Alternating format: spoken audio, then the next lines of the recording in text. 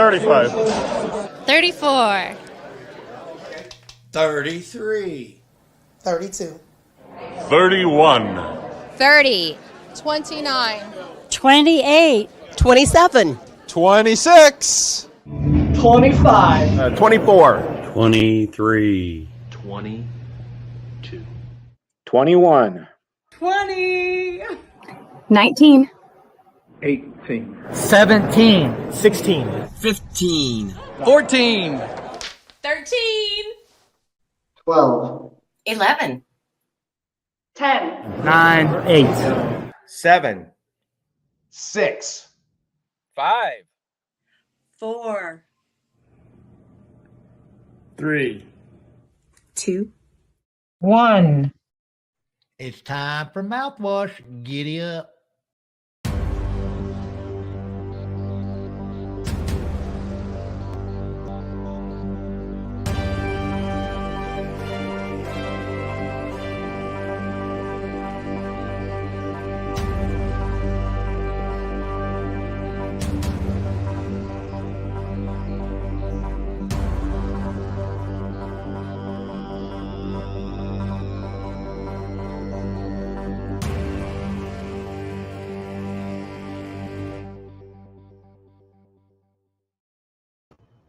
Hi, and welcome to Mouthwash Talk Show, a minty fresh take on politics. And yes, this is episode 60.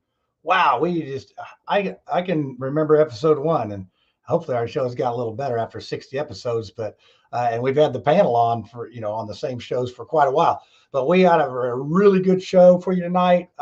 We are going to be talking about transgender men competing with women, and we have a good guest tonight. We have several different clips that we're going to be involved. You're just going to be so amazed at this show. You'll want to go tell all your friends. And we're at 898 on page likes. We have over 1,300 followers, but we would love to get 2 more page likes. That would really just make my day. So hey, tonight we're going to start out a little different because we have Emme Donavon has done a cameo take, as you saw in the preview there. And I think that sets up the show quite nicely. And then at the other side of this, we're going to bring our guest on, Curtis Hill, and we're going to see what he's up to. And then we're going to jump into it with the panel. So, hey, let's take a few minutes here to listen to what Emme Donavon has to say, because, boy, he used to be a she, sort of like Lola, maybe? I don't know. Maybe not. Here you go. Hi, my name is Emme Donavon. I am a trans female. I am not transgender, though. I am what they used to refer to as transsexual, or medically you would say intersex, because I was born both sexes due to a drug that my mom took to prevent a miscarriage called DES. From the time I took, she was given this, everything started to develop as female. So we have this upcoming issue with the governor having vetoed the transgender sports ban. And I actually have a problem with this.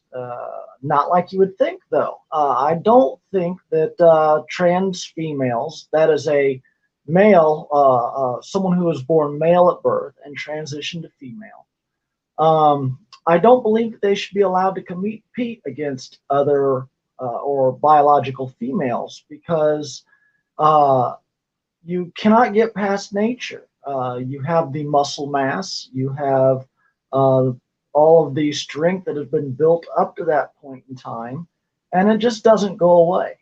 I'm 52 years old, and I can still compete definitely against any man my age, and most men half my age.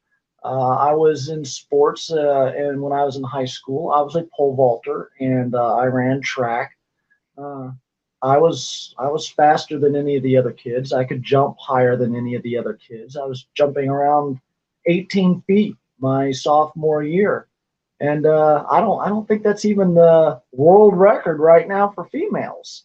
So this is just it's unconscionable that we would allow such a thing to continue with some of these girls coming from low-income families this is their only chance to better their lives, to be able to go to college, to be able to have a future. Or some people, it's just their passion to follow in sports and these activities. And to have that taken away from them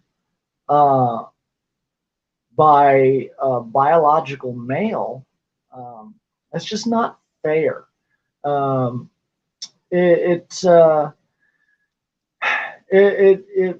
also undoes a lot of the work that people like myself have done over the years. I have worked since the 1990s to change the way society views transsexual females. And all of the trans females that I know, that are real trans females, not just these people that say, gee, I feel like a girl today, so I get to be a girl. They agree with me. They think that it's a travesty to allow these transgender females to compete against biological females. And we have to remember that transgender is a made-up term. Whereas transsexual or intersex are medical terms. Transgender was made up to encompass the cross-dressers and transvestites and fetishists and all of these people that did not fit in society, and make the terms more palatable. And so back in the day, they had a program called WPATH. And that is the medical program which would allow you to transition. So you would have to go through years, no less than 5 years of physical therapy, mental therapy, speech therapy, to even be allowed to take hormones. And you would have to live for a year as a female. You would have to go through a minimum of 2 years psychological evaluations and psychological therapy.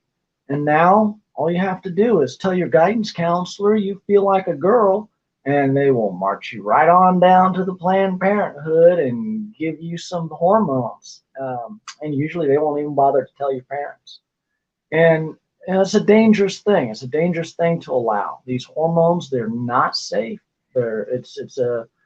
I am constantly monitored, and it's a big health risk for me to take these things, and to give them to a child. It's dangerous. It's very dangerous. I've spoken on this program before about that. So we really need to take another look at this. And the governor, he needs to do his job. He's supposed to be a conservative. He's supposed to, at least, the very least, be a Republican. Do what we elected you to do and uphold the beliefs that we expect you to uphold. And part of that is to protect our women, protect our young girls. Hi, Curtis. Wish you well. We've spoken a few times, and I'm sure you'll remember me. Yeah, you meet Em, you don't forget Em. She is, one of those things where lived a lot of her life as a man, and then was in a car accident, and they found out you have more female traits than not, and so she's got a legit reason to do that. But before I let you get going here, Curtis, I just want to say how much I appreciate you coming on the show. And you've been one of the politicians, and politicians take note of this.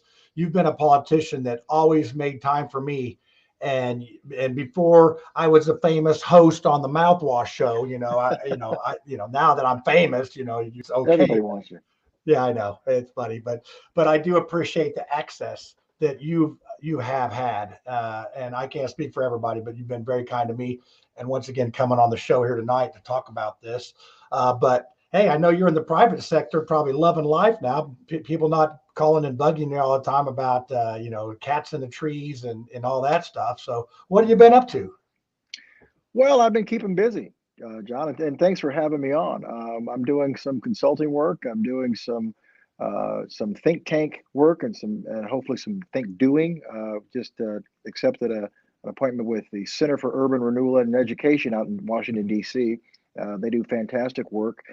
Star Parker is the head of that organization, and it's has a faith-based poverty attacking program, so I'm enjoying that. And actually, next month I'm doing a project. We're in the planning processes now. We're doing a mock grand jury for a live stream, and we're going to be looking at some issues regarding the pandemic. So it has an entertainment value to it, but it also has we'll be utilizing several of the key players that have been questioning some of the activities that have been taking place for the last 2 years. Yeah, I knew you would be. You can't sit still. You're a little bit like myself. You can't sit still. What can we do next to better our society and better our people? So, wow, That's right. it's good to have you. It's good to have you on. So, hey, we're going to get this panel out here because I know they've probably been writing down questions ever since we knew you were on the show and everything. So, what I'm going to do is I'm going to play a little commercial from my wife's show tomorrow night. She actually went and interviewed several women's business owners, since this is Women's Month and this is sort of a women's show from Speedway. And you'd be amazed at how many women business owners there are in Speedway. It's unbelievable. So I'm going to go ahead and play that clip, and then hopefully I get everybody on by the time the clip's over with, because it's sort of short. But this just is an advertisement for that show tomorrow night. It's going to be 8 o'clock on the Do Something Indie Facebook page and For the Love of Speedway page. So let's do this, and then we'll see some more faces on the show here in a second.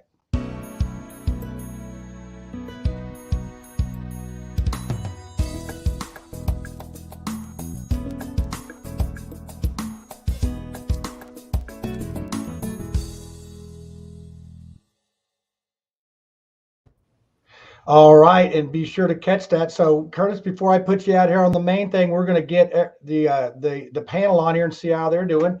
Look at Lucy. Your tech is just getting impressive. So I'm just super excited about no more plastic like it's a mafia hit behind you. Now you actually have symbols and signs behind there. So how is everything down in southern Indiana? Is that how you talk down there in southern Indiana? Some reason I can't hear you.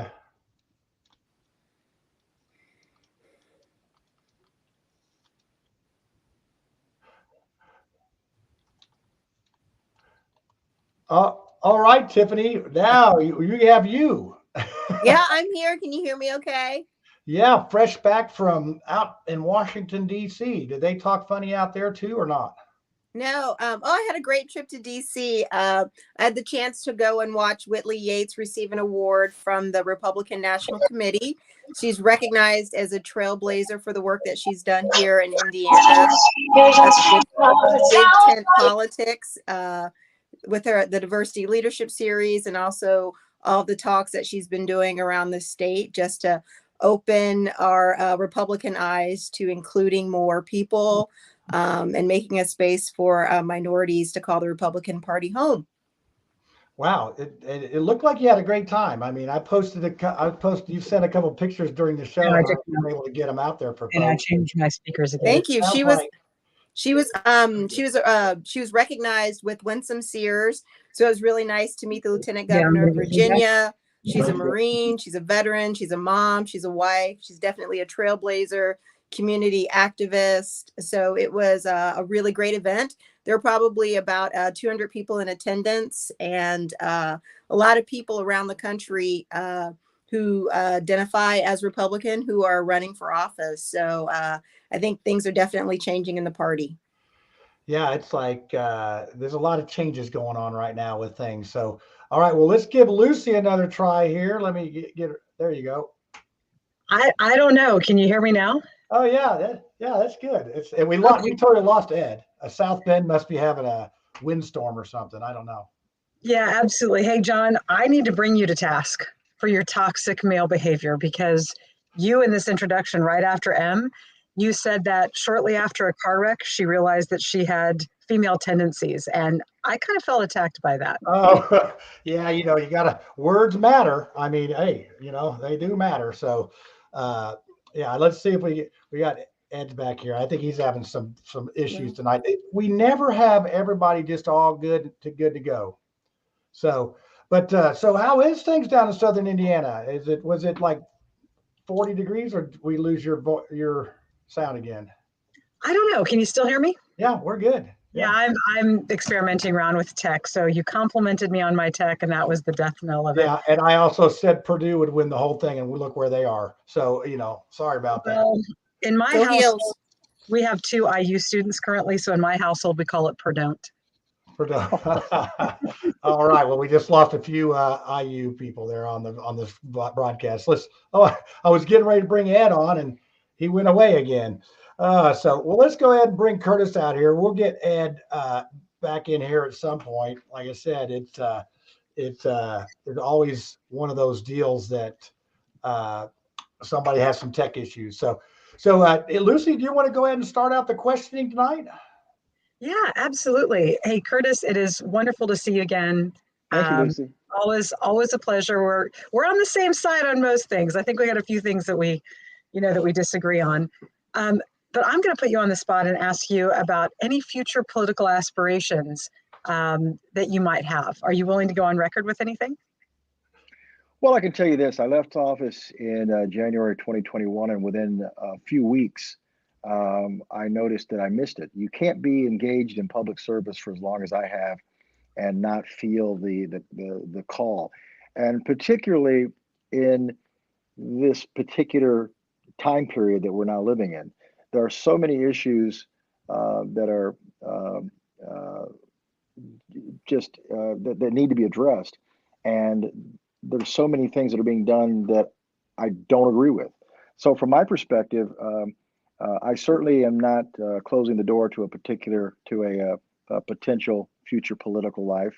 I think I still have things to say, things to do, and I'm encouraged by many of the contacts that I get, not only in the state of Indiana, but all over the country as I do traveling and speaking and engage in different projects. There is a desire for a truthful type of leadership, a leadership that recognizes what freedom in America is all about, and so we'll take a good look at that as we go forward. I hope that answers your question clearly.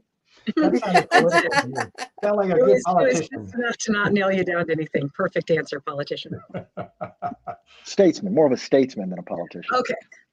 All right, I'll give you that. But once you loosen up on the hemp and the marijuana issues and recognize our founding fathers and their positions on that, I'll elevate you to statesman. Fair enough. Hey, speaking of that, they just talked about the federal government looking at legalizing that. I saw that come out today. Was that a rumor, or is that something that actually? I'm sorry. Did you say that was a tax grab? That was a way to get a whole big market of billions of dollars a year and start skimming money off the top? Is that what I just heard? Well, that would make as much sense as anything. Yeah, that would. I would figure. I want marijuana to be as legal as broccoli. I want to be able to go on one of my organic heirloom websites. And by the way, I don't smoke or drink anything, but I want people to have the freedom over their own bodies, and to make that decision. I think that's and actually, I'll tell you, Lucy, I don't necessarily disagree with that concept. My opposition to marijuana has always been based upon my understanding, and I believe this that if you legalize marijuana, the first thing that happens is you have more children engaged in it.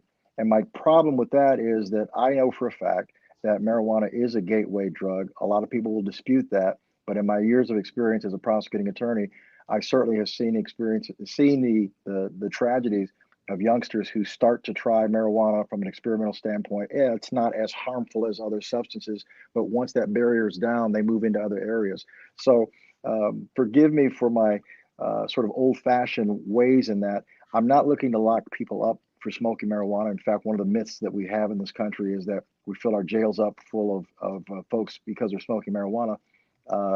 What we're looking to do is try to discourage youngsters from making bad choices and other bad choices from there. So that's always been and still remains my reason for opposing full legalization of marijuana. I like that answer because it is focused on the children, and I have 10 of them. And so that's one of the things that I've tried to model for my own children, for my own behavior, not smoking anything, not drinking anything, you know, and eating good organic foods. But I'm curious on the, gosh, and I'm only going to ask this question. I'm going to shut up because I know we really want to talk about the trans situation.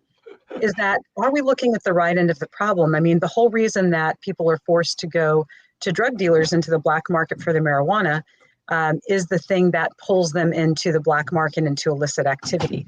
So just like any other business person would want to expand their market share, they're going to introduce you to other things. So if you didn't have to go to somebody that was already carrying illegal substances, would they be looking for you to try other things and expand their market share? I mean, are we looking at the front end of the horse or the back end of the horse here? Well, it's a good question that you have, Lucy. And if you look at Colorado, which got started with legalized marijuana before a lot of people did, the big argument was that we legalize it, we can tax it and get the profit from it, and that always has that part has conservatives wagging their tongue. But the reality of what happened in Colorado and many other states is that since marijuana is legal to possess, once you possess it, it doesn't really matter where it came from. So what happened in Colorado was, yes, you could buy marijuana from the illegally, but the black market for marijuana rose just as quickly, even more quickly, because if it's legal to possess and you can get it without paying the tax, then go ahead and get it without paying the tax. There's some people who will still profit and do profit under the table from it. So it's not as clean of an operation or a process as many people think. And the black market for marijuana is still thriving business in America. I have zero problem with that. I don't, taxation is absolutely theft. And if you've created a two-tiered system, then of course you would expect people to avoid the theft upon themselves. Yep. I just have one question for you, Lucy. You don't drink, you don't smoke. What do you do? Adamant. That's straight from the song. Hey, now you're talking the 80s and the 70s, man. That's my childhood right there. Yeah. So, hey, Tiffany, you're on deck here. It looks like, I think Ed has gone, Lake Michigan must have swallowed him up there in South Bend, or are they even near Lake Michigan, South Bend? I don't know. The St. Joseph River flooded his house. That's it. Yeah, that's it. The St. Joe River will take you. Yeah. Are you up by your house, Curtis, or you're up that way? I am. I'm in northern. And your internet's working fine, isn't it? Must be a Democrat thing. That's all. If you hear a knock at the door, it's Ed. He wants to get off. We'll do a double team here. Yeah, we'll work for internet service. All right, Tiffany, you got some questions for Curtis. Yeah, sure. And Curtis Hill, it's always wonderful to see you. John, Curtis and I have a little bit of a joke because my maiden name is Hill. And when I first met Curtis, he's from the Louisiana Hills. And I think we have some Louisiana Hills. So he's my undercover cousin. Cousin Tiffany. Statesman cousin. Yeah. And I really liked your comments about, this is off topic still, but about children and marijuana. And of course, I'm not a prosecutor or anything like that.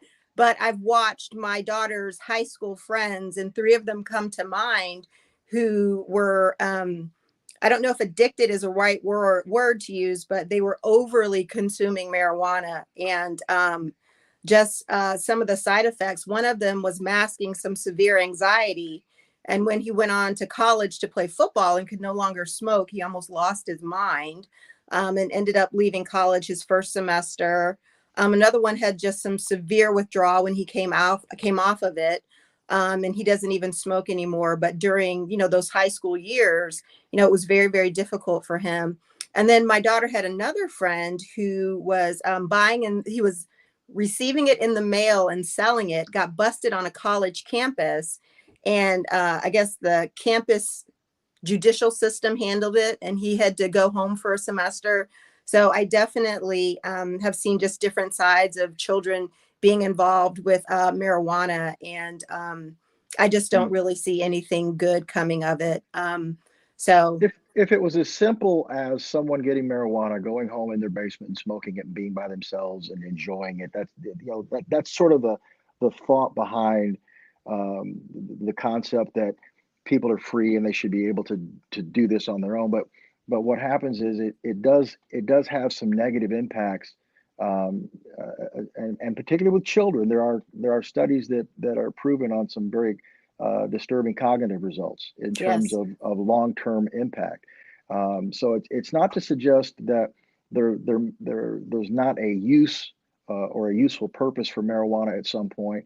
But a lot of what I've seen has been abusive. I don't buy into the medical marijuana process. I think marijuana could be used medically. And just to be clear, if marijuana went through an FDA process like other drugs, other medications, and we had a clear indication of dosage, side effects, the whole 9 yards, I don't have any problem whatsoever with medical marijuana.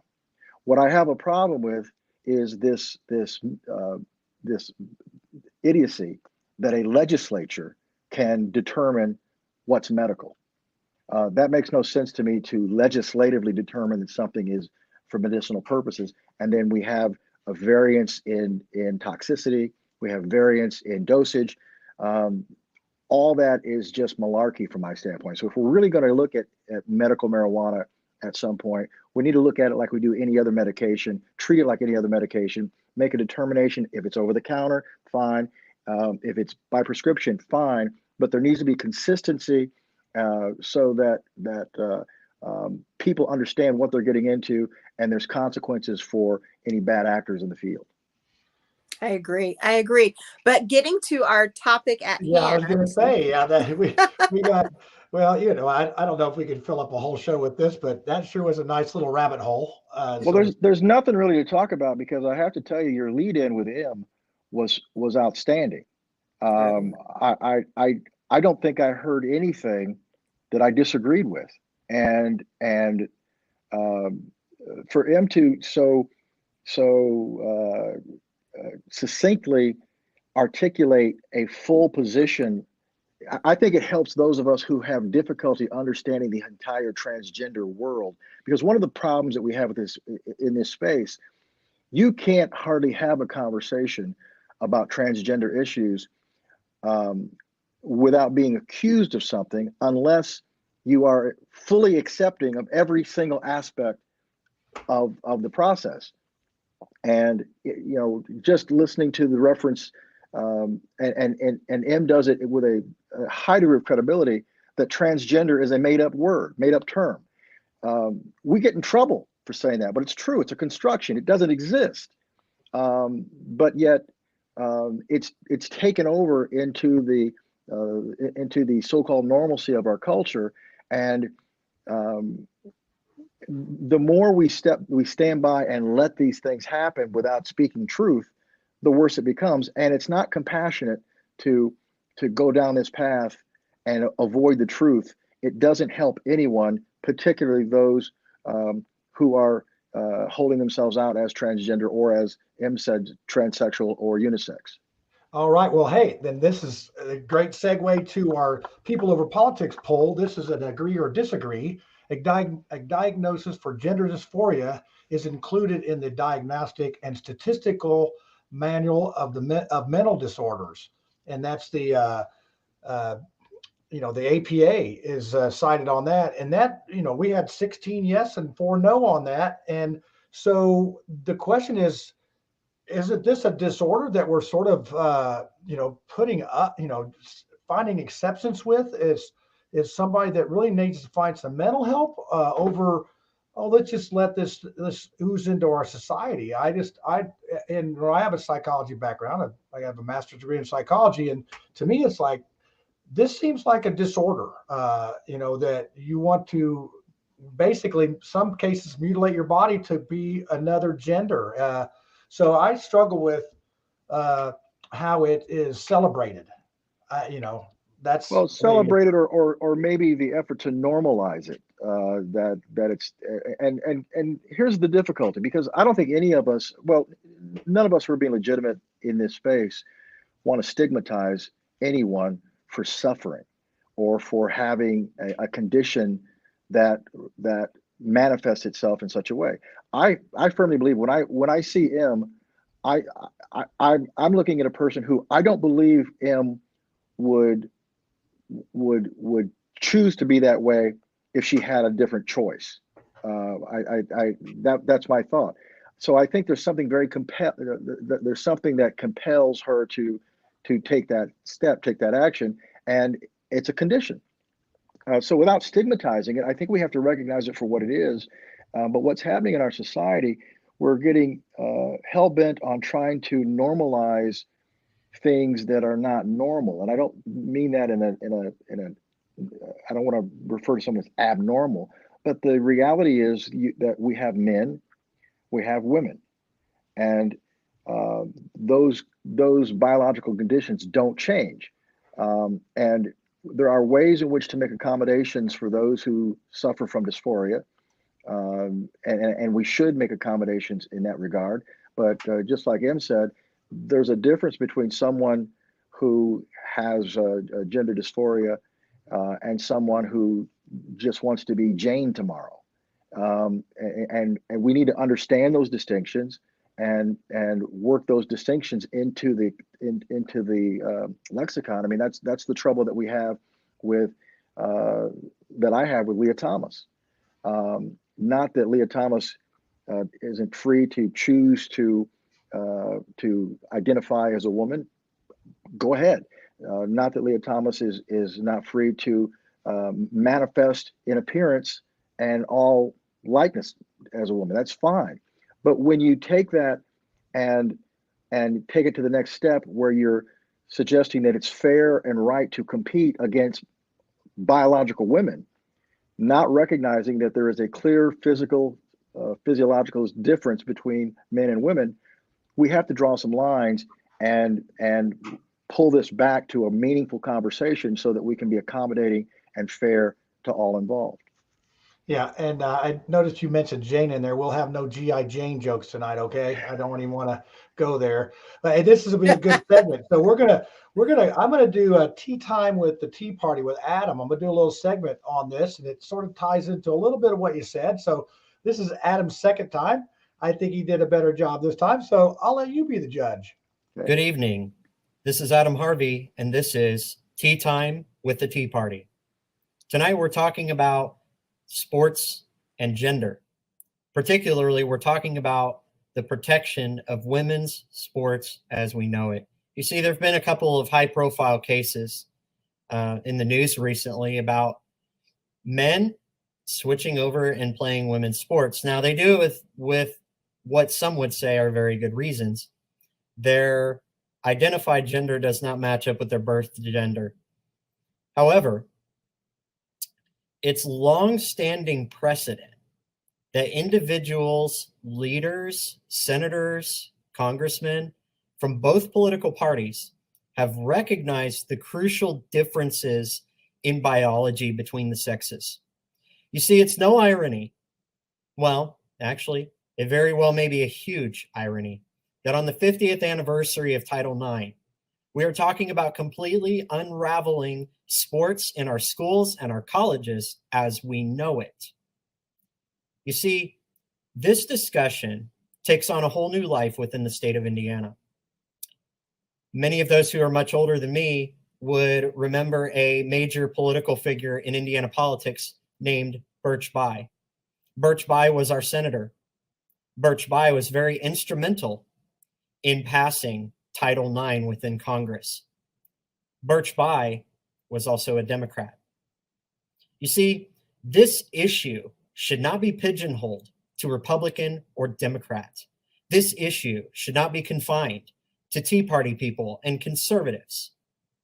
It is completely surprising and disappointing that in today's society, with sexual assaults at a record high, and with so much discussion about mental health, that we would go down this very dangerous road of creating further confusion and disillusionment with sports by putting men, biological men, and women under the same roof of sports. It's time that we reassert our values as families. It's time we reassert our values as people. And it's time that we recognize and again extol how God created the sexes to be different and to celebrate those differences, not denigrate them. This is Adam Harvey, and this has been Tea Time with the Tea Party. Take care.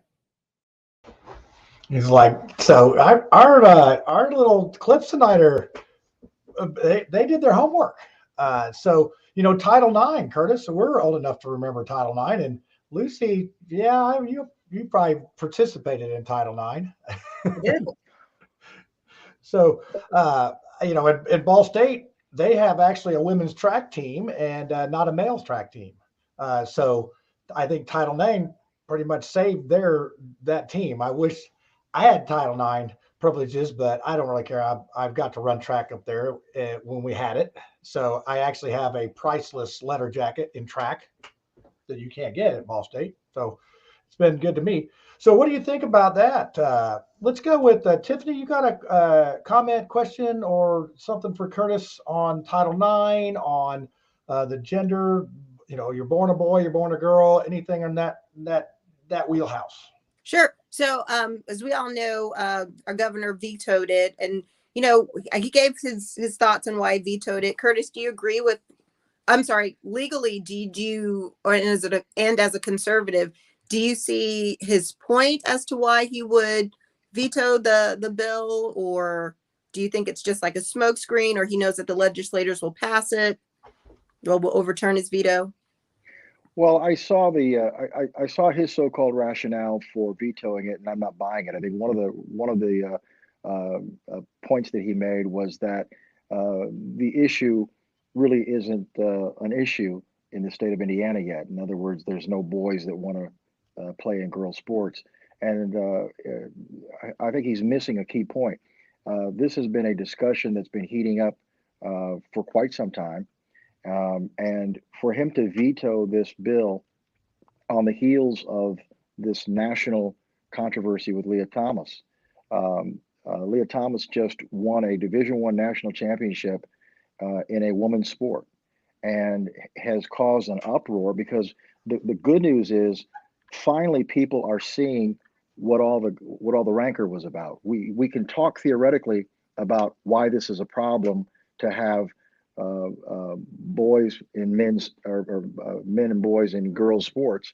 We talk about the problem, but when we actually see what happens and we see a male athlete that was ranked number 462 nationally, 462. Now I don't know if that's good or bad, but when he identifies as a woman and swims for the ladies team, the dominant swimmer in female sports, number one in female sports, from 462 to number one. That's a problem. And what about that young lady who worked for years in a swimming pool to work her way into a national championship situation to come in number two behind Leah Thomas? That's the reality of what's happening. It's taking opportunities from young ladies that have been worked at, fought for, and enjoyed for decades, and putting it all subject to just being up and missed. Why? Because we have become this woke society that can't say no to absurdity, and the results of this situation are absurd. And the governor is really out on his own on this because it doesn't make a whole lot of sense to not state that women's sports is for women alone. Yeah, I think that this is, I just really can't believe that we're at this point in our society where, why do we even have the categories, and, we could go back to the days. I know that you're old enough, Curtis, and probably you, Lucy. Sorry, Tiffany, you may not remember class basketball being invented. Maybe you do. When we used to have just all the teams would play and then they'd have a state championship. And then they switched it, 1980 something, 2-4, somewhere in there. They switched it over to class 1, 2, 3, 4, and 5 different classes. And I don't think it's a bad thing, but more people get to compete. But why do we have all those classifications if we're just going to not pay attention to boundaries in these sports rules? I don't know. Lucy, what do you have? What's your opinion on that? Well, I've got to be honest. Everything that Em said, everything that Curtis and Tiffany and you have all reflected upon is really right where I'm at. And I have 7 daughters and 3 sons. I want each of them to have the ability to reach their full potential without, political or government interference. Or, I don't want my girls obviously competing. Even if it was my own boy who, wanted to transition, I still wouldn't let him compete against his sisters. It wouldn't be fair.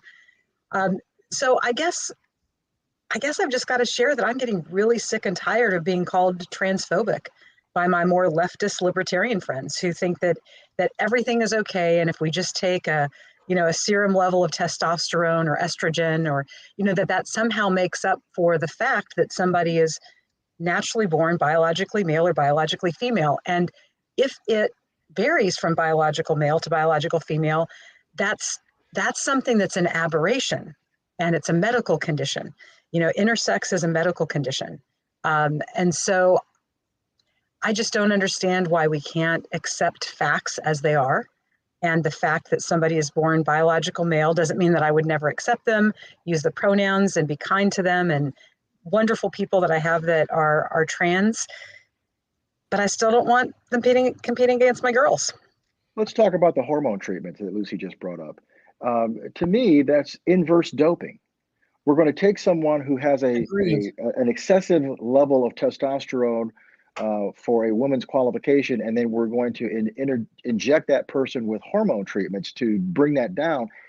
Isn't that exactly what we do in terms of banning athletes who dope to put testosterone in? I mean, it doesn't make any sense to do that level of engineering when we have a nature that handles that process for us. So I mean, that's the difficulty here. We're creating these incredible hoops and circumstances that make no sense whatsoever. And just on the basis of someone identifying as a female, I mean, I'll give you an example. I feel like I'm 35. I have people tell me, Curtis, you look like you're not a day over 35. Well, I'm a whole lot of days over 35. But what if I just walked down to the B&B and I said, give me a new license? And what's your age? 35. What's the difference between me identifying 35 when I'm not, and a man identifying as a female when he's not? And this is how ridiculous this starts to become. Can someone just say, well, Curtis is a black man? No. I identify Asian, and that's it. I mean, we want to get to a point in this nation where we drop the hyphens, where we drop the qualifications and the marginalizations, and yet those on the left in particular can't wait to label, can't wait to categorize, can't wait to put us all in a little box so they can count us and add up. And it's that counting and adding up that's hurting America. And we can't even have a conversation. I mean, we can't have a conversation about what it means to be transgender, what we don't understand about it, because you do get accused of being transphobic. I'm not afraid of this issue. I'm not afraid of the people. I want to engage, and we're taught in our society that this topic is taboo. You just accept it or not. Yeah. When my girls are little and they tell me that they're princesses and I agree with them, we all know that it's pretend. Yeah. It's like, well, that's a good point.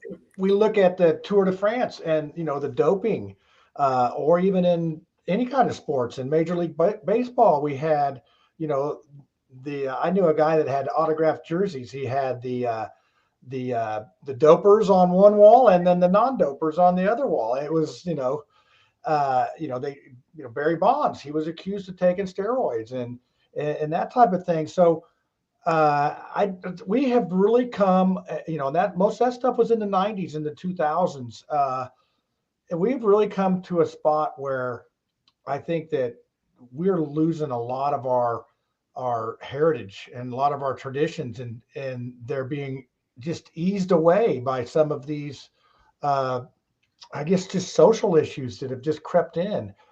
So I'm going to go ahead. Let's pick on the governor a little bit more. So I'm going to go ahead and play small talk, and we'll talk about the governor's powers real quick. Because Curtis, you did about 20 minutes ago. You said there ain't a whole lot to talk about on this because it's a little more clear cut than some of our topic discussions. But let's listen to Mark Small tonight on Small Talk, and he's going to talk a little bit about governor's powers and whatnot. Hi, I'm Mark Small. This is Small Talk for March 29th, 2022. When people talk about political issues or politics getting into a decision, they often mean just there are partisanship things in resolution of an issue. Because politics are involved in just about everything that we do. When it comes to the government especially, it's a political thing. Political values shape the decisions being made. Now, when I was a kid, I had a shortwave radio. I used to listen to things from all over the world. One of the broadcasts I got would be from Radio Moscow. Just to tell you how offbeat it was, that, I'd hear this and I'd think, wow, they're describing a reality that probably isn't. But it was the 60s going into the 70s. Who knew what reality was? The other day I was listening to WIBC. I heard Rob Kendall over and over talk about how we have a power-mad governor in Governor Holcomb. Here's the thing. Governor Holcomb, as Indiana's governor, doesn't have that many powers. He vetoes legislation, and that veto can be overridden by a simple majority of the two houses of the General Assembly. That one party has a supermajority in both houses is not good for a two-party system or a more-party system, where if you have a multiplicity of views. But what Governor Holcomb has done as governor that seems to have gotten some people really upset is that Governor Holcomb did the thing that was unpopular. Right when the pandemic began, he shut down the state. It was an emergency. It was what had to be done.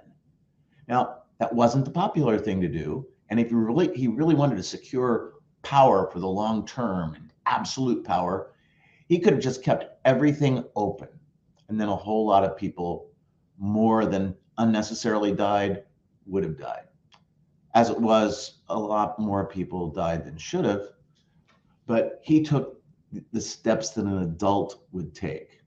They weren't necessarily popular with some people, but they had to be taken. And Governor Holcomb did what was necessary. It doesn't mean that he's power mad, and that he's vetoing things right now will be something that's overridden if majority of the two houses of Indiana's General Assembly wants to do it. That's just the way Indiana politics runs. I'm Mark Small. This is Small Talk. Catch me on Civil Discourse Now, 7 o'clock on Tuesdays on the Chateau de Marzel network. Peace, love, happiness, nanu nanu, all that. Thank you. Yeah, and I think the Speaker of the House just came out today, said they're going to be back in session in May, I think, to be able to do some vetoing. So what's your thoughts on that, Curtis? I mean, you worked with the governor on some stuff on occasion. Well, I think that I don't agree with Small at all. When he talks about the pandemic, I mean, the governor was a follower. He wasn't a leader. He took positions that other states took in a copycat mode. Indiana was never out front. We always backed up, and we followed a lot of blue states. Small says it was an emergency. It was an emergency for a bit. There was a time period when we didn't know what was going on, what was happening. But if you recall, back in March of 2020, we were told we were going to shut down for 2 weeks. And that 2 weeks turned into 23 or 24 months. I remember as Attorney General, I wrote a letter to the governor in July or August of 2020. I copied the Speaker of the House and the President Pro Tem and told them in the letter, folks, there is no longer an emergency. What we now have is a circumstance that we have to get used to dealing with, and it's ridiculous to not have fully 1/3 of our state government apparatus engaged in the process.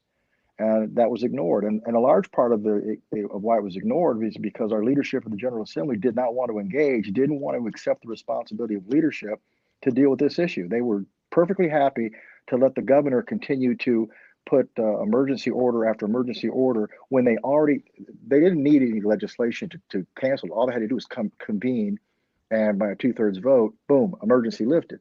That doesn't mean we don't have to take measures and address measures, but our system was never designed for a governor to have executive authority for almost 2 years. That's not the process that we created, and this thing got out of control. So I see it as trying to be a leader in a sense where it's being misplaced. But I also put some of the baggage on the General Assembly for not stepping up and doing its thing. Not in a missed special session, but in 2 regular sessions, failing to take decisive action to show leadership during the pandemic.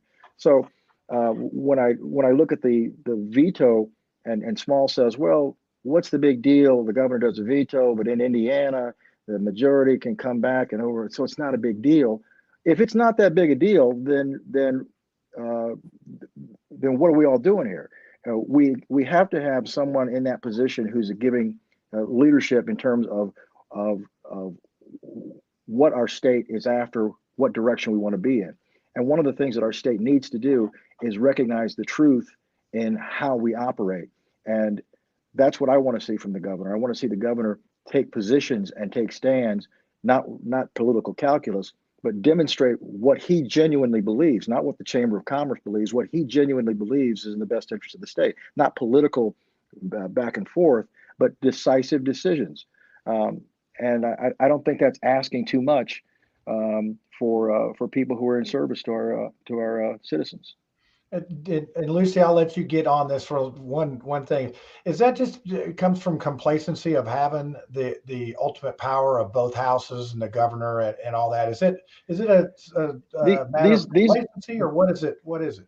These guys get together. You get a supermajority in the House and the Senate. You get a governor that's in your party.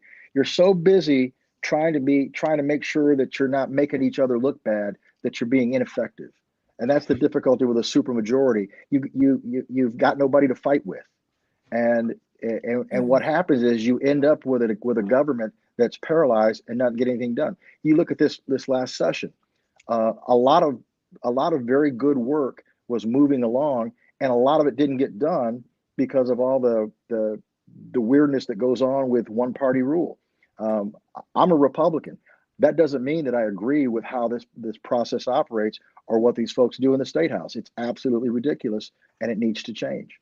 Yeah, the SB 17, the Pouring in Schools bill, it just got put into that process and shoved out the other end with no resolve. And there was a ton of parents down there that were just and what's worse than the actual decisions they come up with is the process they use, because it's all designed to make everybody look okay, look good, so you can go to your constituents and say you fought for something, but it was leadership that took care of it, or we didn't have enough votes here. It's a shell game that allows for this process to take place, and every year you have new folks go into the legislature with this visions of how the process should operate and what they're going to do. And the first thing that happens to them, they get put in the back row and they're told they have to behave themselves to get the right committee assignments. And pretty soon they're kind of molded into the shape of what they need to be, little soldiers to go along with the crowd. And you only have a handful of people who really call the shots. That's not representative government. Yeah, don't pay attention to that man behind the curtain. Okay, Lucy, go ahead. I know you got something here. Beautifully said, Curtis. I think if we could get you on the marijuana issue, we might even be able to sneak into the Libertarian Party there. Now, I'm going to get some hate mail. I'm going to get some hate mail for that one. But really have got to agree with Curtis on this one, especially with the analysis of Mark Small. There is nothing that I detest more than hearing people talk about democracy when we live in a republic and we're supposed to be rule of law, not mob rule. So I am similarly unimpressed with the idea that, hey, oh yeah, there's a majority, so what are you Republicans really complaining about? Because your guys are going to make it all the way that you want it to be anyway. When what Curtis said is absolutely true. Yeah, maybe for 15 days, 2 weeks to flatten the curve, there might have been some very strong suggestions that people stay home and do all of these things. But in no way, shape, or form should any government have, not even the most restrictive communist governments, let alone our, supposed, republic here, should anyone ever have the ability to tell you where you should go and when you should do it and whether or not you should wear a mask over your face. We are free individuals who make those decisions over our own bodies. And if there's truly a tort, if you truly go out and harm someone, then we have a legal system that handles that. but to shut down our state and to devastate everyone economically by referring to some people as essential workers and some as non-essential, that's just mystifying. How can you even? It's practically criminal. I mean, I agree that it's criminal. Let's hold them to a criminal standard.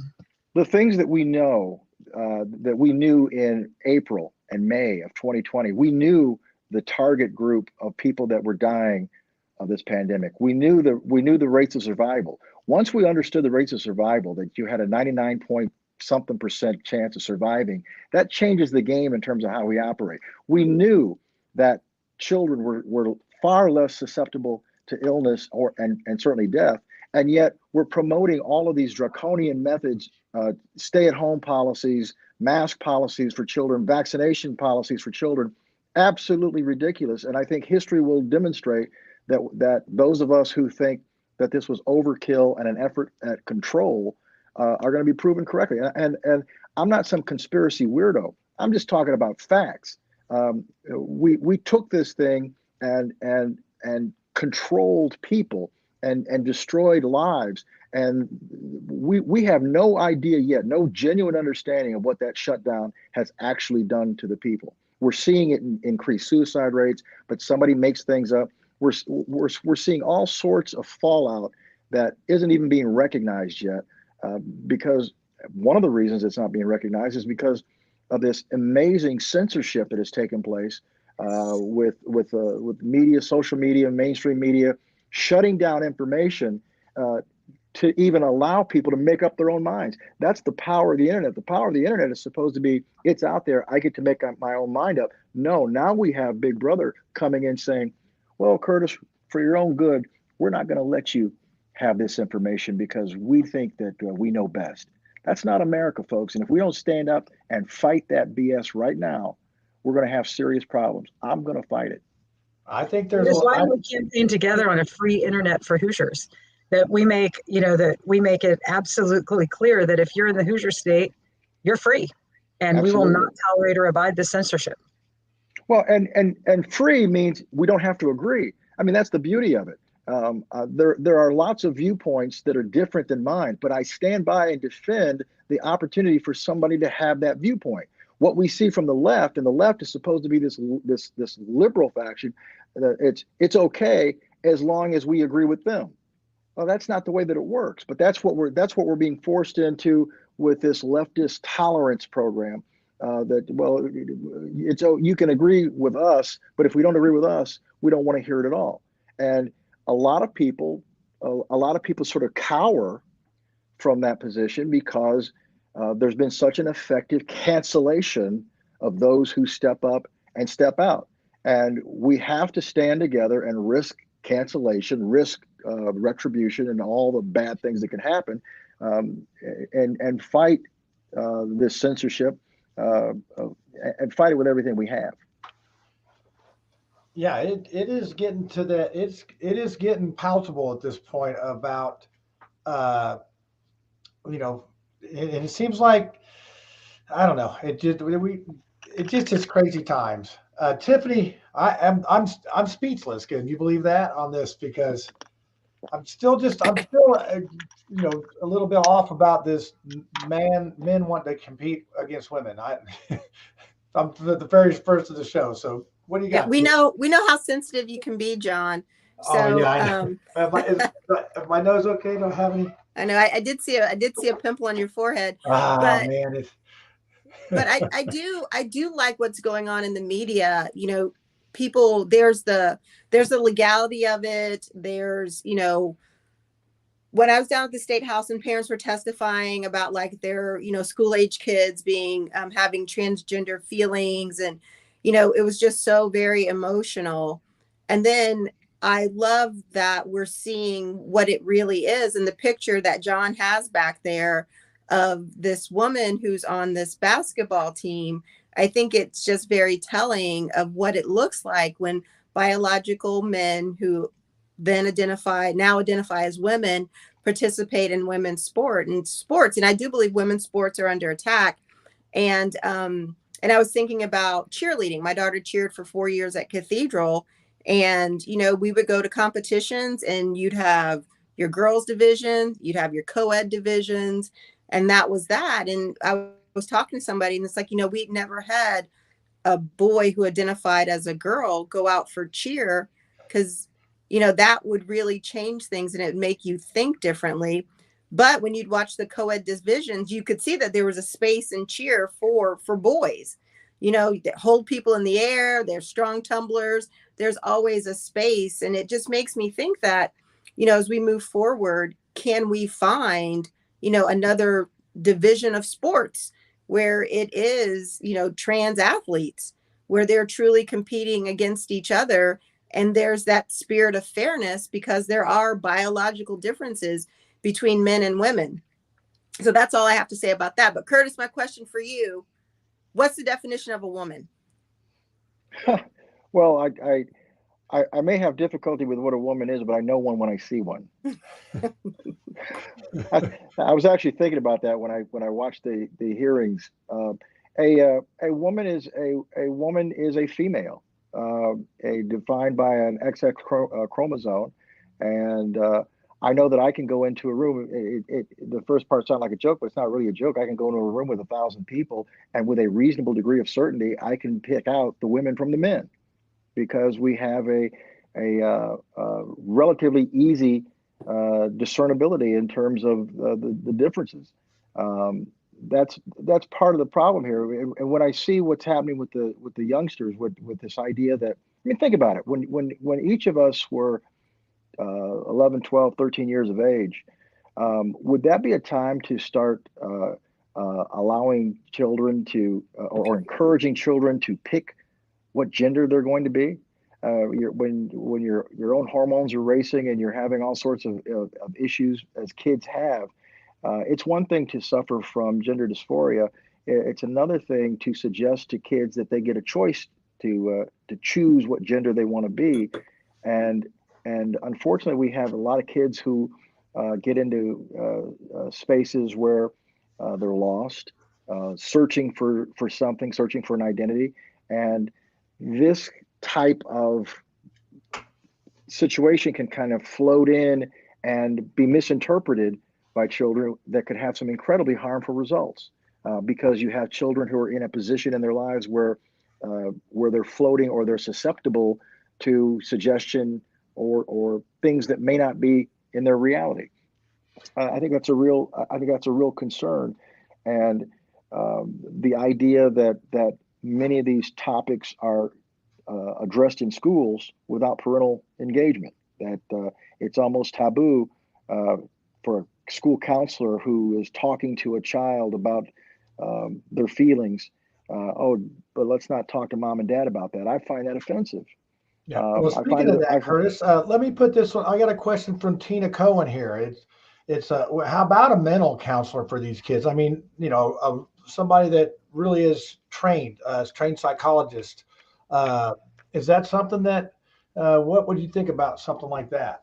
We're in the school? No, absolutely not. I don't think it's the school's responsibility to provide mental counseling or social learning. Here's what I want in a school. I want you to teach these children how to read, write, and as I say, cipher. I want them to learn languages. I want them to be prepared for a world economy. I want them to be educated.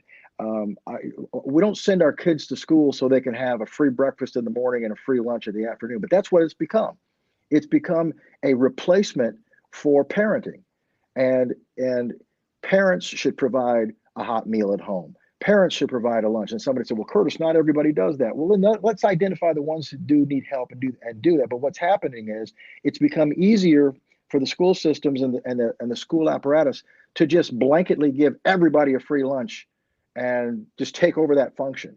And what naturally happens is parents back away and let that happen. So it should be no surprise to a lot of parents that their children have been indoctrinated by the education system, not just this past year. Wake up. It's been going on for years. And because we send our kids out the door and they get on the bus and we don't pay attention to what happens between that bus drive to school and the bus drive home, this has been happening and happening and happening. And you see that in the generations of kids that are in their 20s and 30s, the way they think, they've been molded and shaped to think differently than perhaps my generation, and we're seeing the impact of that. That's how our education system is. So having mental counselors in school, no. If my child has an issue, that's my responsibility to deal with that in a private manner with the physicians of my choosing, not the schools. Yeah. So what you would say on that was that you're okay with that mental counselor, but have mom and dad take them. It's a family choice. It's Right. a family choice in terms of that. And I certainly don't believe that we should be engaging in baseline testing of mental abilities or mental challenges. I think that invades the province of parents and exceeds the responsibility of schools. Yep. All right. Well, hey, we're getting a little long in the tooth here. We were actually able to stretch this thing out into an hour conversation. It got pretty detailed there. So I think we covered all the bases.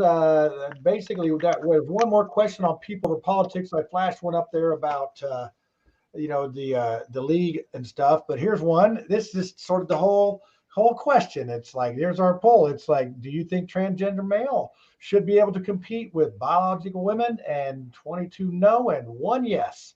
So that's I think a lot of folks sort of feel like that. I just think it's unfair. And I think it's absolutely unfair. I mean, that's the whole. It's situations like this that happen with Leah Thomas that are good things that had happened. I feel bad for the people involved, but it's a good thing from an awareness standpoint, so people can see the reality of the concern. Why are we so bothered by this? This is why we're bothered, because it's just not right, and it's okay to say it's not right. It doesn't mean that I'm a hater. It doesn't mean that I'm a bigot or a transphobe. It's not right. And we can talk about that and share that information and do something about it rather than hide and say, oh, gee, I better not say anything because I'll offend somebody. It's ridiculous. Yeah, the shaming from some people, it is sometimes not worth it, but I think there's going to be a lot more people standing up. So we're going to do, does everybody have a conspiracy theory tonight? Lucy, you got one? Tiffany, I'll make something up. We lost Ed.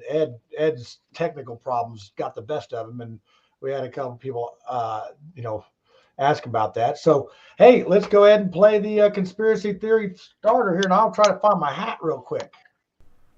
Hey y'all, it's time for the conspiracy theory, so you better get your tinfoil hat out and let's see what's going on this week. Okay, let's see. Let's put Tiffany up there. There we go. That's good. So yeah, we got her, and I got the hurdler behind me. So in 1985, if I would identified as a woman, I would be the world record holder in the intermediate hurdles 400s.